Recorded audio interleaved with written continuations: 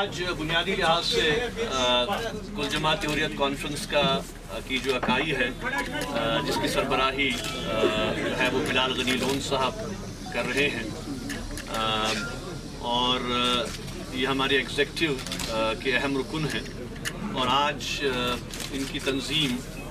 جو ہے وہ Jammu and Kashmir people's independent movement کا یہاں پہ لانچ ہے، اور اس حوالے سے آج یہاں پہ ایک ڈیلیگیٹ سیشن کا انعقاد کیا گیا ہے۔ اس حوالے سے جو تفصیلات ہیں وہ یہاں کے جو ہمارے ان کے ڈیلیگیٹس آئے ہیں مختلف اس وقت وادی کے اضلاع سے، ان کے سامنے تفاصیل رکھی جائیں گی۔ آپ جیسا کہ جانتے ہیں کہ کل جماعت حریت کانفرنس کا ہمیشہ سے یہ موقف رہا ہے کہ جہاں تک جموں کشمیر کے مسئلے کا تعلق ہے، جموں کشمیر کا مسئلہ ایک پولیٹیکل اور ایک سیاسی مسئلہ ہے،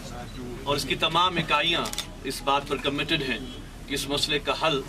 حق خودارادیت کی بنیاد پر نکالا جانا چاہیے، اور یہ ایک ایسا نصب العین ہے جس کی پاداش میں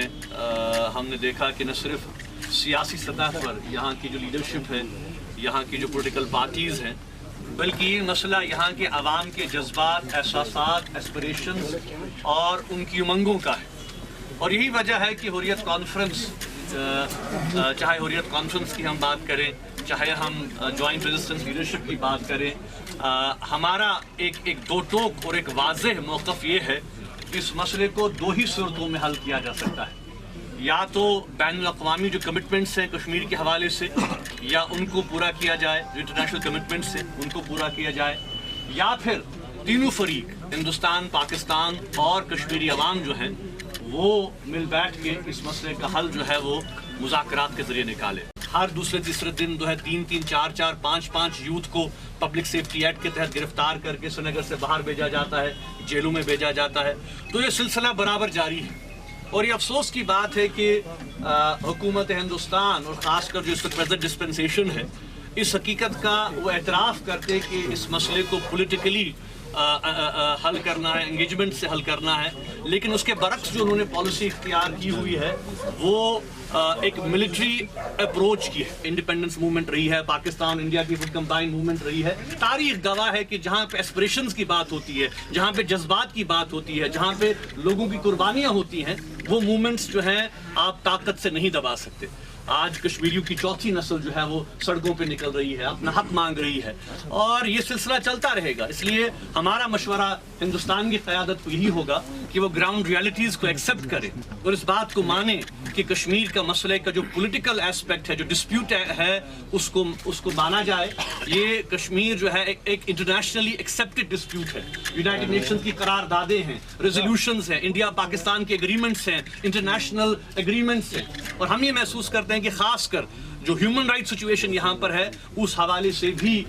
جو کنسرن ہونا چاہیے تھا ہیومن رائٹس آرگنائزیشنز کا، اور خاص کر ہندوستان میں بھی جو کچھ آوازیں تھیں جو اٹھا کرتی تھیں کشمیر کے حوالے سے، ہمیں بڑی مایوسی کے ساتھ یہ کہنا پڑتا ہے کہ وہ بھی خاموش ہو چکی ہے، کیونکہ آج جو ماحول ہندوستان میں بنا ہے کہ کوئی بھی اگر کشمیر کی بات کرتا ہے تو اس کو اینٹی نیشنل اور جو ہے وہ ہند مخالف قرار دیا جاتا ہے۔ تو یہ سارا جو ایک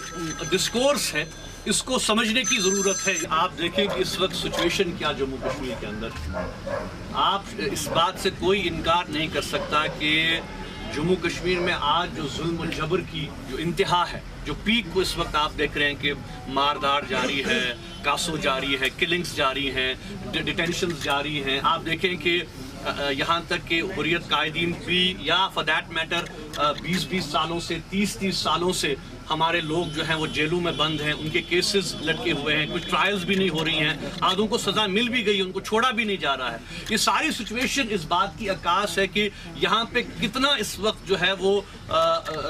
حکومت ہندوستان ایک آئرن فسٹ پالیسی اختیار کیے ہوئے ہے۔ تو اس سارے ماحول میں جب تک کہ عملی طور یہاں پہ ظلم بند نہیں ہوگا، کالے قوانین ختم نہیں ہوں گے، آفسپا ختم نہیں ہوگا، یہ سارے جو یہاں پہ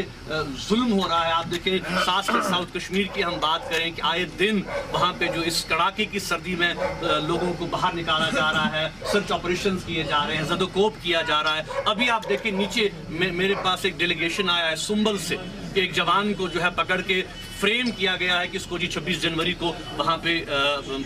نئی دلی میں کوئی افراتفری کرنی تھی. یہ کہہ رہے ہیں کہ بھائی ہم تو خود پولیس کے پاس گئے, ہمیں جب بلایا گیا تو ہم یہاں سے گئے, تو وہاں سے اس کو کیس لگا کر نئی دلی روانہ کر دیا گیا ہے. تو یہ سارا سلسلہ آپ دیکھ رہے ہیں کہ ورسٹ ہیومن رائٹس وائلیشنز اس وقت جموں کشمیر میں ہو رہی ہیں. تو اس لیے جب تک کہ کشمیر کے حوالے سے اس حقیقت کو تسلیم نہیں کیا جاتا کہ بھئی کشمیر کے مسئلے پر بات ہوگی, کشمیر کے ایشو پر بات ہوگی. اگر ہم نے پہلے بھی کہا ہے, حریت کانفرنس جار سب کا یہ ماننا ہے کہ یہ جو سارا تماشا کیا جا رہا ہے کہ بھائی اب کشمیر کے حوالے سے شاید الیکشنز ہوں گے اور کوئی زبردست تبدیلی آئے گی, یہ سلسلہ ہم نے 47 سے دیکھا ہے. گورنمنٹ آف انڈیا تو یہاں پر پش کر رہی ہے یہاں کے جوانوں کو کہ بھئی وہ بندوق کا راستہ اختیار کریں, کہ وہ بندوق اٹھانے پر مجبور کریں. ہم تو ہمارے لیے بڑا پینفل ہے کہ ہر دن ہم چھوٹے چھوٹے جوانوں کے جنازے اٹھا رہے ہیں, ہر دن ہم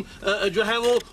16 سال کے 18 سال کے 20 سال کے جوانوں کا جنازہ اٹھا رہے ہیں. تو یہ ہندوستان کے لوگوں کو بھی سوچنے کی ضرورت ہے. پہلے بارہمولہ سے یہ آفسپا ہٹائیں, پہلے کالے قوانین ہٹائیں. تو آئی تھنک یہ سارا ایک پروپیگنڈا ہو رہا ہے, ایک مسلیڈ یہ کر رہے ہیں, کیونکہ یہ یہاں پر آپ انڈیا کو لوگوں کو یہ بات سمجھنے کی ضرورت ہے. یہاں پر جو فوج ہے, یہاں پر جو کالے قوانین ہیں, یہاں پر جو بلیک لاز ہیں, یہ جو ہے وہ لڑکوں سے لڑنے کے لیے نہیں ہے. یہ 50 لڑکے 100 لڑکے یا 150 لڑکے ان سے لڑنے کے, یہ یہاں کے عوام کو دبانے کے لیے ہے, یہاں کے لوگوں کو دبانے کے لیے ہے. تو یہ سب سے بڑا یہ معاملہ ان کا ہے. پر ہمارے لیڈرز لون صاحب جیسے ہیں, انہوں نے بھی قربانی دی ہے, انہوں نے بھی اپنی جانیں دی ہیں اور اس کاز کے لیے. تو یہ سوال ہی نہیں پیدا ہوتا کہ اس کاز کو ہم نظر انداز کریں, اس کاز کو ہم جو ہے وہ کمزور کریں. انشاءاللہ ڈیفیکلٹیز کے باوجود, پرابلمز کے باوجود ہم یہ محسوس کرتے ہیں کہ پوری قوم متحد ہے اس تحریک کو آگے لینے کے لیے. حق اور انصاف پر ہماری تحریک مبنی ہے اور جتنا ہم سے ہو سکے گا ہم اپنی رینکس کو, اپنی فائلز کو مضبوط کریں گے.